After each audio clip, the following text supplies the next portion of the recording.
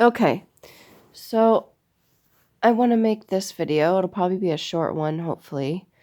My entire life almost, it would seem that I've been carrying my masculine energy for a very long time. Now, this is not an insult to any of my past lovers or anything like that, but the men that I have dated, and many men actually nowadays, are carrying the feminine energy within themselves more so than ever before. So a lot of people blame it on the hormones and all that stuff that's in the foods, blah, blah, blah. But again, if you are not aware of the spiritual war or whatever it is that we're currently going through, there's more to it than just here in the 3D. So we each have masculine and feminine within ourselves, okay? And I think that's also that's one of my theories as well when it comes to transgender or people that prefer to walk in one sex more than the other.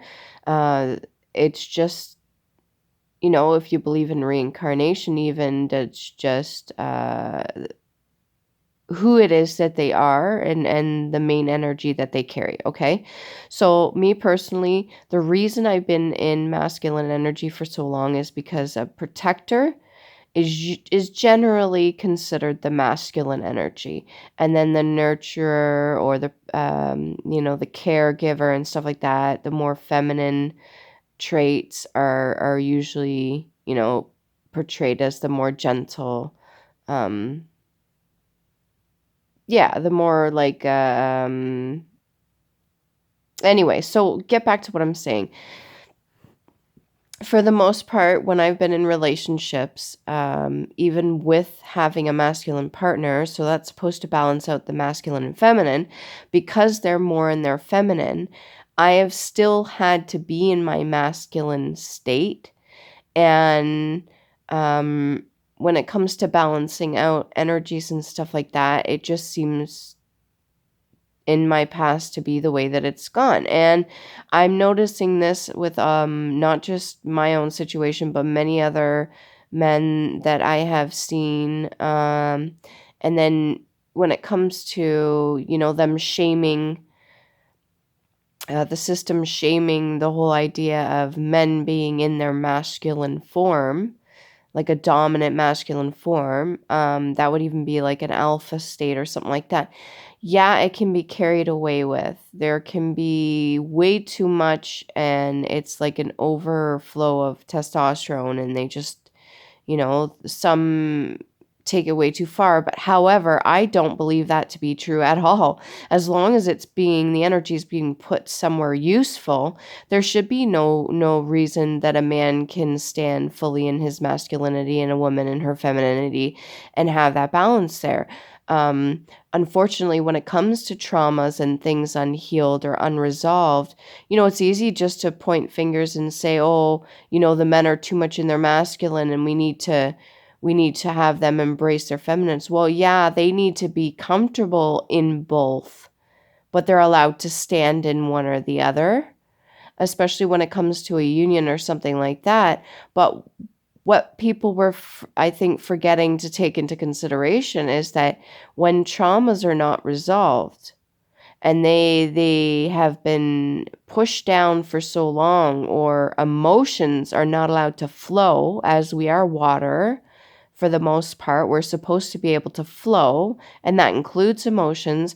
When those are not being allowed and they become stagnant or anything like that, that's going to cause a lot of turmoil within ourselves, our bodies, and it's going to translate outward, or it's going to manifest outwards into many different forms. And a lot of that can be anger and rage and built up chemicals that are in the body, or even hormones too. So, me personally being still in this masculine form, it makes it really hard for me to relax and just be comfortable with my femininity. Now I can rock both, and I love dressing up, but I also don't mind getting dirty and being out in the wilderness and getting, digging up dirt or whatever. Like, I have no problem with that. But to feel at ease and to feel safe and comfortable, because I've been put in a state for so long of like, it's almost like fight or flight, but with me, it's always been fight. Very rarely do I run away from confrontation. Very rarely do I flee a scene or feel the need to remove myself from a situation that is even dangerous, because I've decided at some point the fight mode was way more beneficial to me than flight. And even till now, at this very point in my life, very little scares me. Before my healing journey about 2 years ago, there were things that scared me, and now I have faced those and integrated that and learned from it, and even that now doesn't scare me. So removal of fear altogether is helpful. Unless you're running away from an animal that can actually like really physically eat you, there is no reason whatsoever to be in the state of fear. There's nothing to fear. If anything, your own brain should be something you should be wary of.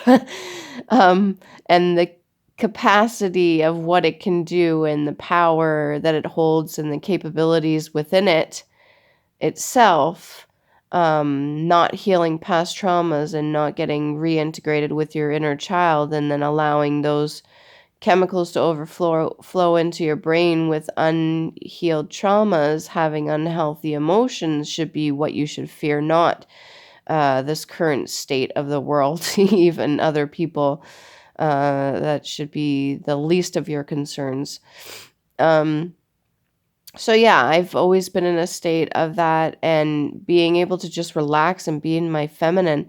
I would need to have a man, okay, or a woman that's in a very masculine state around me, that balances me out in some way, or has that balance there energetically in my general vicinity, like being around me, in order for me to just be at ease. I sound like it sounds like a soldier, just to be at ease and relaxed. I would need to have that. Well, not necessarily a need, but it would benefit me greatly to have another person around me that is in their state and comfortable in their masculinity, whether it be a man or a woman, as long as they're in their masculinity. And so far, I have not met very many people, men especially, that are in their full masculine state.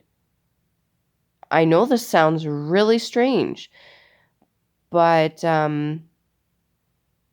I think most people are able to tell when you meet a person what state they're carrying. Are they more in their masculine or more in their feminine?